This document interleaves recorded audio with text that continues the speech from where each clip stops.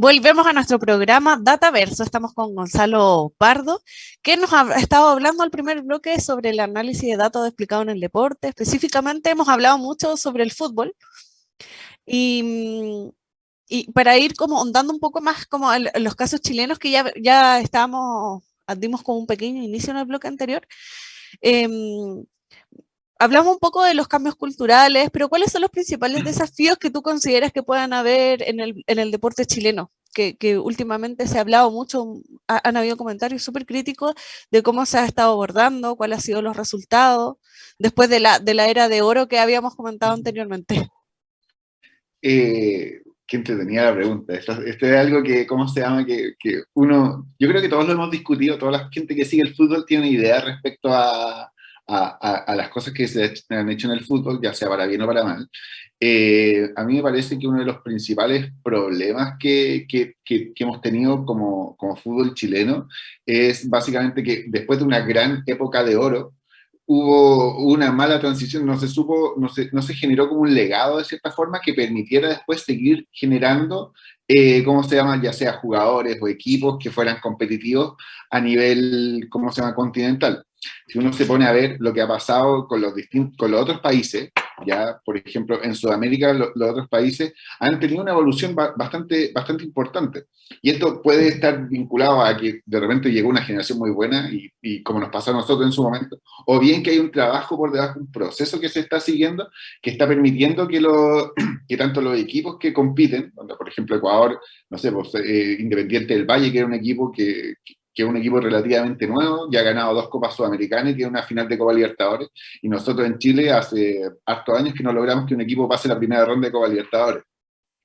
Después, si lo vemos a nivel de selecciones, esto también se replica. Una vez que cuando a los clubes les va bien, en general pasa que a las selecciones también les empieza a ir bien. Si uno se pone a pensar, la gran selección de Chile, esta generación dorada, tenía como base un Colo-Colo 2006 que fue finalista de Copa Sudamericana, una Universidad de Chile que fue campeón de Copa Sudamericana, una Católica también que fue bastante buena, que llegó a semifinales de Copa Sudamericana, y por lo tanto eh, son los equipos a fin de cuentas los que terminan nutriendo las selecciones. Y pasa en el fútbol, en el fútbol sudamericano también, que como se llama, que buenos equipos terminan nutriendo a muy buenas selecciones. Hoy día Ecuador pasa por un muy buen momento, pero eso viene acompañado de que sus propios equipos, los equipos de la liga local, también están siendo muy competitivos. Entonces, algo que se genera desde las bases, y por ahí la tecnología puede apoyar en, ¿cómo se llama? En poder optimizar los procesos ¿cómo se llama?, de desarrollo de jugadores. Hoy día nosotros estamos trabajando con la federación ocupando unas cámaras inteligentes para poder, ¿cómo se llama?, hacer más eficiente el proceso de análisis de partidos para los distintos clubes en las divisiones menores, donde normalmente los presupuestos son más acotados, hay menos gente trabajando, pero de cierta forma con tecnología se puede suplir un poco esa falta de manos, ¿ya? Entonces, apoyar al fútbol joven, empezar ¿cómo se llama?, a hacer ese proceso que sea más eficiente en generar mejores jugadores, y después la transición de esos jugadores al primer equipo también yo siento que tiene que estar como mejor acompañada. Quizás falta una división por ahí entre medio, como los argentinos tienen estas reservas, que son unos jugadores ahí que son como profesionales, pero que también son como medio juveniles, y que ayudan un poco a ese salto desde el mundo juvenil hacia el mundo profesional. Pero en particular, bueno, hace un par de meses la federación presentó un plan ¿cómo se llama?, del gen de cómo quiere que sea el jugador chileno del futuro, y por lo menos siento que el fútbol chileno se está moviendo en la dirección correcta. Quizás vamos un poco atrasados respecto a nuestros pares, a las selecciones que están alrededor de nosotros, pero por lo menos nos estamos moviendo en la dirección correcta, y por ahí está un poco la intención de generar este proceso que te ayude de cierta forma a obtener los resultados que uno desea. Ahora me gustaría irme un poquito como en el detalle del análisis de datos. Esto es como un dato curioso que me gustaría saber, que cuál es el promedio como de datos que se puede llegar a analizar en un partido, por ejemplo. Muy bien. Mira, en general, y todo depende de la tecnología que se use. Mm. Eh, Hay distintas tecnologías que te pueden ayudar a obtener hasta 3 millones de datos en un partido. ¿Ya? 3 millones de puntos de datos en un partido. Evidentemente, los 3 millones de puntos de datos no necesariamente son, si tú le pasas una planilla Excel a alguien con los 3 millones de puntos de datos, probablemente no va a lograr nada. Eh, y no toda esa información es realmente relevante, ¿ya? Lo importante aquí es poder ocupar modelos, ya modelos de análisis de datos, para poder simplificar un poco el análisis de esos 3 millones de datos y en realidad obtener las conclusiones correctas, ¿ya? ¿Existe una categoría como de modelos? Como... Sí, hay hartos modelos bien entretenidos que, ¿cómo se llama? Que hay mucha gente que está desarrollando. Todo esto se enmarca en el concepto de Sports Analytics. Hay conferencias en el MIT donde los tipos presentan sus investigaciones y todo. En particular, los modelos que son más comunes son como los más básicos, de cierta forma. Por ejemplo, hay un modelo que me gusta harto a mí que se llama goles esperados, que es la capacidad de medir la calidad de una chance, ¿ya? O sea, si un tipo toma una decisión de batear al arco, se puede calcular cuál es la probabilidad de que eso termine en un gol. Y eso se hace con un modelo de ¿cómo se llama?, de Machine Learning bien básico, para, ¿cómo se llama?, para poder estimar esa probabilidad. También hay otros modelos que son mucho más complejos, que permiten, por ejemplo, determinar si el jugador tiene la pelota en tal lugar, poder determinar cuál es la probabilidad de que en los próximos 10 segundos eso termine en un gol. Y eso se llama amenaza esperada. Y en general los modelos que a mí me gustan más son los que van más allá de contar cosas. Antes el análisis de datos, sobre todo en el mundo del fútbol, era contar cuántos pases de un jugador, contar cuántas veces pateó al arco, cuántos goles hizo. Y eso es como súper básico, cualquiera lo puede hacer. Es cosa de dedicarse el tiempo y ponerse a contar. Pero los modelos que son más, que van un paso más allá, son aquellos modelos que son capaces de valorizar las acciones, ya no solo contarlas, sino que darles un valor. No es lo mismo, dos jugadores pueden tener un tiro al arco, pero uno bateó desde el punto penal y el otro bateó desde mitad de cancha y tienen valores distintos, son probabilidades distintas de hacer gol. Entonces, en la medida que yo soy capaz de valorizar esas acciones, puedo empezar a ya entender cómo es ese jugador tomando decisiones, si toma decisiones maximizando valor o en realidad toma decisiones haciendo cualquier cosa. En ese sentido, ¿cuáles como son las características que debe... Yo entiendo que se tiene que tomar en cuenta la posición en la que juega, pero además deben haber otras características que deben tomar como condiciones para que el análisis sea más completo o Poder valorizar correctamente. Claro. Sí, te entiendo perfecto. Y en general, uno puede armar un modelo bien básico, con conocimientos bien básicos, solo con la posición, pero evidentemente no te entrega tanta información. Hoy día los modelos que son más avanzados en esto de analizar, por ejemplo, goles esperados, que es una de las formas, uno de los análisis más comunes que hay, se toma en cuenta la posición del jugador, no se toma en cuenta qué jugador es, porque en general la capacidad de definición de los jugadores es bastante parecida a lo largo del tiempo. Imagínate, el promedio de todos los jugadores es 11%, y Cristiano Ronaldo, que es uno de los mejores definidores de todos los tiempos, tiene 13%. Entonces, en general, no hay mucha diferencia entre los jugadores y eso se deja un poco aparte. Se toma en cuenta la posición del jugador, qué tan cerca está el defensa más cercano, ¿ya? ¿Cuántas personas hay entre la pelota y el arco? Y cómo se llama, y el ángulo de cómo se llama, desde el cual está disparando. ¿Ya? Porque no es lo mismo batear de frente que batear casi sin ángulo y cosas así. También se toma en cuenta a qué altura viene la pelota al momento de impactar, porque obviamente patear cuando la pelota está en el suelo no es lo mismo que patear cuando la pelota está a 50 centímetros sobre el suelo, o cuando está a 2 metros arriba y hay que saltar para pegarle de cabeza. Y en general, el modelo de gol esperado, ese modelo en particular, no considera todo lo que pasa después de que se patea. Hay otros modelos que son modelos post-shot que toman en cuenta si la pelota va al ángulo, va al medio, cosas así, y es otra forma de valorizar, ¿cómo se llama?, acciones de peligro. Y amenaza esperada ni siquiera considera que se patee la pelota, es solo basado en la posición donde está el jugador y ¿cómo se llama?, y otras variables de contexto muy relacionadas con cómo está parado el otro equipo y cosas así. En Chile particularmente, ¿en qué otros deportes se aplica el análisis de datos? Nosotros hemos trabajado ¿cómo se llama?, con la gente del voleibol, hemos trabajado también un poco con la gente del básquetbol, pero siento que nos ha costado mucho un poco entrar como con análisis profundo. Ya nosotros hemos entregado información más que nada para el manejo de cargas, en general para lo que es más físico más que táctico, ya, que es como una de las cosas más para las que se usan estos chalecos BTS, un poco para guiar el entrenamiento, para entender la carga sobre los jugadores, para un poco predecir lesiones y cosas así. Pero la parte táctica hoy día no hemos entrado nosotros, y tengo entendido que las distintas federaciones tampoco han entrado con otros proveedores. Pero lo que sí, en el mundo, este análisis de datos se está ocupando en todos los deportes que se te puedan ocurrir. ¿Ya? O sea, en el tenis, se está ocupando en el básquetbol, se está ocupando en el fútbol americano. El otro día estaba viendo un partido de la NFL y un equipo tenía una disyuntiva en la cual tenía tres opciones: correr con la pelota, tirar un pase o patear. Entendiendo que patear tiene un pago que es la mitad de los puntos. ¿Ya? O sea, si uno corría con la pelota o daba un pase y llegaba a la zona final, te dan 6 puntos, y si bateas y te dan 3. Y en la televisión te decía, oye, ya, mira, la probabilidad de convertir si hay un pase es de 40%, la probabilidad de convertir si corrías es de 43%, y la probabilidad de batear es 97%. Y los tipos eligieron patear porque era, en riesgo de recompensa, era lo más conveniente. Mm, qué interesante cómo en la toma de decisiones y todo eso tiene que ser rápido, porque Tal cual, en tal cual. medida que los mismos jugadores de cualquier área tengan algunas como ecuaciones, Tal cual.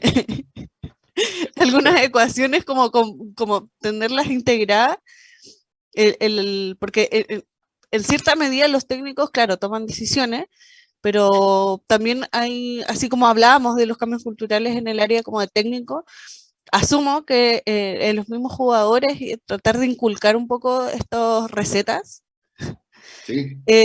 también debe ser complejo, sobre todo como en los deportes donde los equipos son grandes. Tal cual, tal cual. Y en general, bueno, primero para cerrar el ejemplo del el fútbol americano en general está mucho más avanzado en el análisis de datos por estas condiciones que tienen, que son partidos que tienen más anotaciones, es mucho más de start-stop, hay mucho más pausa en el juego para poder analizar individualmente las distintas acciones, y por eso se pueden calcular esas probabilidades mucho más fácil. Pero igual hay oportunidades para aplicar eso en deportes como más tradicionales para nosotros, como el fútbol, por ejemplo, un tiro libre al borde del área, tomar la decisión de si se tira un centro, si se patea el arco, si se da un pase y se intenta otra jugada. ¿Ya? Podría aplicarse eso. Ahora, como decís tú, entrar en la cabeza de los jugadores es más difícil que entrar en la cabeza de los técnicos. ¿Ya? El jugador es mucho más enfocado en la ejecución, quizá el director técnico tiene más como el rol de pensar y planificar, ¿ya? El jugador está mucho más enfocado en la ejecución, pero pasa mucho en Europa, que son por lo menos en el mundo del fútbol, donde están más avanzados, que estos analistas de datos logran reducir estos grandes análisis de información a tips súper pequeños, y esos tips súper pequeños se pueden entregar a los jugadores para un poco simplificar su toma de decisiones. Respecto a lo que decíais de estas ecuaciones también, en el fútbol americano pasa mucho que los tipos están con audífonos y cosas. Si lo tiene la tele, definitivamente lo tienen los equipos. Tienen unos analistas sentados en la parte de arriba del estadio haciendo análisis y sugiriéndole jugar al coordinador ofensivo, al coordinador defensivo. Y evidentemente el flujo de datos de los análisis es muy efectivo y funciona muy bien en el mundo del fútbol americano. Pero en el mundo del fútbol hay muy poca comunicación entre los jugadores y el director técnico durante el partido. Hay mucho grito, pero en verdad no hay mucha comunicación en términos de datos y cosas así. Entonces, eso también lo hace más complejo.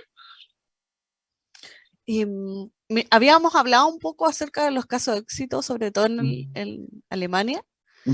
¿Existen otros referentes en el mundo acerca de la aplicación de los datos? Y también si existen algunos referentes, pero en el área errática. Sí, Asumo como el ensayo y error, un poco como saber sí, el transcurso de cómo se ha desarrollado. sí, mire, quiero partir por el final, siempre parto del final.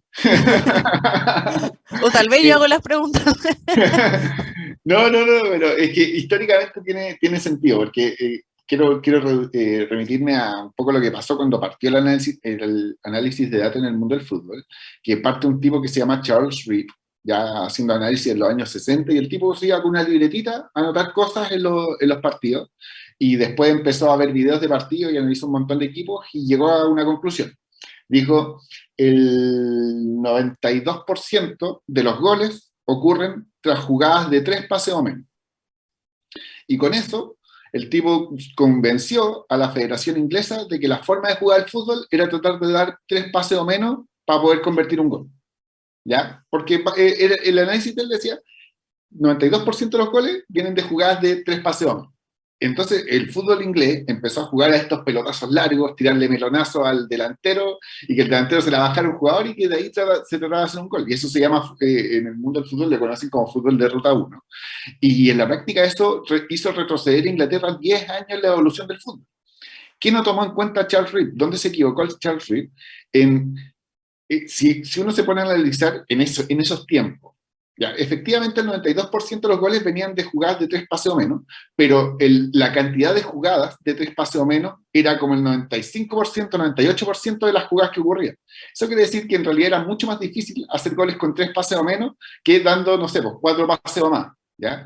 Entonces el tipo los llevó en la dirección equivocada, tomó una conclusión equivocada porque no fue capaz de entender que, ¿cómo se llama?, que efectivamente era mucho más difícil, era mucho más baja la probabilidad de hacer goles dando 3 pases o menos que dando 4 pases o más.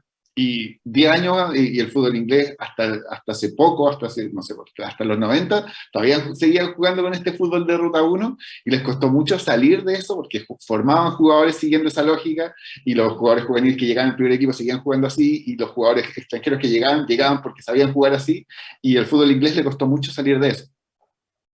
Estaba muy integrado el conocimiento. Sí. Sí, no, es que el tipo habló en la federación y la federación se movió en esa dirección, entonces todo el desarrollo del fútbol se fue para allá.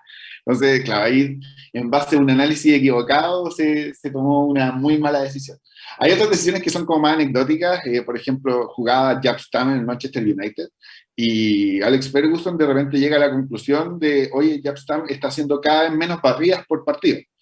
Entonces dice, es momento de vender a Jaap Stam porque ya no está performando como antes. Pero si uno se pone a escuchar como a los grandes defensas del mundo del fútbol, Maldini decía, oye, en realidad si yo me tiro una barrida es porque me equivoqué. Un defensa no debería necesitar tirarse una barrida porque si el tipo está marcando bien, nunca va a tener que tirarse una barrida. Entonces, en realidad, Jaap Stam tirándose menos barrida era un Jaap Stam mejorando. Un Jaap Stam cometiendo menos errores de posicionamiento y necesitando tirarse menos barrida. Y viene Ferguson, vende a Jaap Stam, y Jaap Stam en la Lazio la rompió y fue uno de los mejores jugadores por varios años en la Liga Italiana. Entonces, eso por el lado de los errores.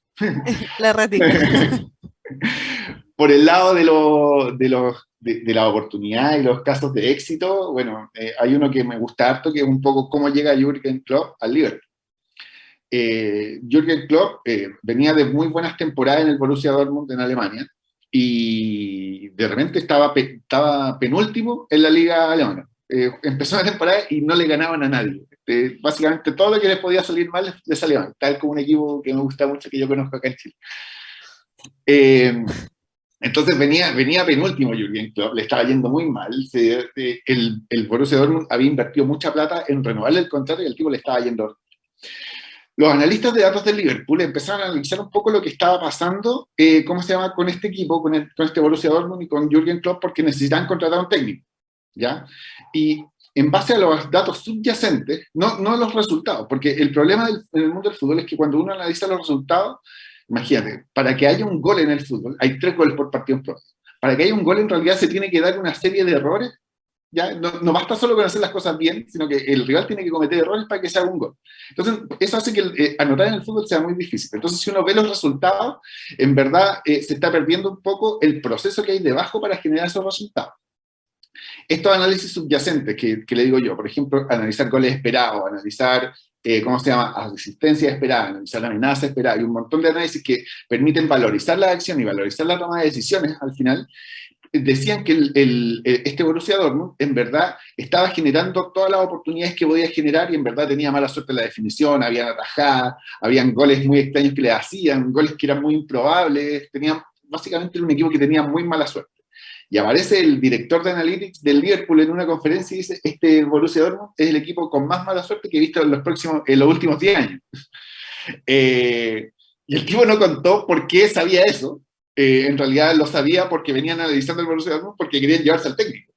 Y efectivamente contratan a Jürgen Klopp, y Jürgen Klopp sale campeón de la Champions, hace ganar al Liverpool la Premier League después la primera Premier League del Liverpool, porque el último campeonato del Liverpool era antes de que existiera la Premier League como tal, sino que era la primera edición inglesa, y ha llevado a este Liverpool a convertirse en uno de los mejores equipos del mundo, y eso habla un poco de que el análisis de datos que estaba haciendo el Liverpool estaba muy basado en los datos subyacentes más que los resultados, y les dio la razón en contratar al que fue después elegido como el mejor técnico del mundo. Yo, a raíz de eso me causó mucha duda de los datos subyacentes, las condiciones climáticas o de altura, por ejemplo, cuando se juega en Bolivia. Yo asumo que el algoritmo cambia un poco como con, con las probabilidades, las jugadas. Hay harto análisis al respecto. A mí me gusta el tema porque, bueno, hace un tiempo estuve leyendo un poco sobre la localía, el efecto de la localía, ¿ya? En general, la localía uno tiende a vincularla con esas condiciones. Por ejemplo, no sé, pues cuando Chile juega con Brasil, tratamos de hacer el partido tarde en la noche y ojalá después de que haya llovido, porque los brasileños se mueren de frío, están con guantes, con panty y la pasan mal jugando en Santiago. Los bolivianos cuando te tratan de llevar cuando te toca ir a jugar a Bolivia, te hacen jugar a las 4 de la tarde en altura y de cierta forma tratar de sacarle provecho a esas condiciones climáticas. Sin embargo, el análisis de datos hay harto análisis un poco y aplicando lógicas ¿cómo se llama?, de set dispario y un montón de cosas así, para poder determinar cuáles son las cosas que realmente influyen para que se dé esta ventaja del local. Está estudiado y está demostrado que normalmente el local gana más que el visitante, es un hecho cierto, pero las condiciones que permiten que eso ocurra son muy difíciles de determinar, y los análisis, el montón de análisis que hay en distintos deportes, en fútbol, béisbol, básquetbol, fútbol americano, dicen que en general no es la condición climática, la varianza de la condición climática, no es las condiciones particulares del campo, así como si la cancha es planita, o si la cancha tiene mucho champa o cosas así, sino que la principal explicación para la ventaja del local viene dada por la presión que hacen los fans locales sobre el árbitro. Y en general las decisiones del árbitro son muy localistas en todos los deportes. Es emocional Fútbol, entonces, más que climático. es brutal, y pasa en básquetbol, pasa en fútbol americano, pasa en fútbol, pasa en todos los deportes, que en general los árbitros, los distintos jueces, ya árbitros, jueces o lo que sea, toman decisiones muy localistas, y eso termina determinando que los locales tengan esta que se llama como home field advantage. ¿Cómo se llama? La varianza en las decisiones localistas son las que tienen el mayor impacto. Y de hecho hay hartas cosas muy simpáticas que se dieron en pandemia, alguna cosa buena tenía que salir de eso, que como se jugaron muchos partidos sin público, este home field advantage se redujo brutalmente porque no había público presionando al árbitro. Y ahora que lo mencionas, claro, nuestro fútbol en pandemia, al menos en ese aspecto que se conoce más popularmente, cambió mucho el deporte en pandemia. Sí, sí, y cambió harto también porque, bueno, con todas las restricciones que tenían para entrenar y cosas así, obligó un poco ¿cómo se llama?, a los equipos a variar la forma de jugar. Ahora que habían 5 cambios, también habían distintas posibilidades para los directores técnicos de tomar decisiones distintas, ya la limitación de cambio era más chica. Cambió mucho el deporte, el fútbol en particular, y los distintos deportes en general, también entendiendo que, por ejemplo, como los jugadores podían entrenar menos, hay algunos directores técnicos que planificaban juegos muy de correr y correr y correr y correr, porque sabían que los otros equipos estaban entrenando menos. ¿Cómo se llama? Hubo hartas variaciones en el mundo del deporte, producto de la pandemia. Bueno, ya vamos despidiendo nuestro programa. Un gusto haber conversado, muy entretenido, muy interesante, muchos datos curiosos. Muchas gracias por toda la información. Yo creo que este programa mucho de nuestro público lo va a volver a repetir más de alguna vez por todo el conocimiento que se ha dado. Así que finalmente agradecer tu participación, Gonzalo Pardo, director de innovación de Brain Sports. Muchas gracias por participar y te invito a dar una breve despedida antes de ir a una pequeña pausa. Vale, no, primero muchas gracias a ti, muchas gracias a la radio por invitarme. Yo disfruto mucho la posibilidad de hablar y un poco pontificar respecto a cómo va a ser el futuro del deporte y cuál es el rol de nosotros, la gente que está vinculada a la tecnología y a los datos, en empujar a las distintas organizaciones a un poco a adoptar estas tecnologías. Así que para mí es un espacio muy valioso poder comentar esto a cómo se llama usted y a los auditores de la radio. Así que no, muchas gracias. Vamos a una breve pausa y ya volvemos. Las ciencias de la computación es la disciplina de estudio que desarrolla conocimientos relacionados con los computadores y algoritmos, abarcando desde sus principios fundamentales, el hardware, software, sus aplicaciones y su impacto en la sociedad.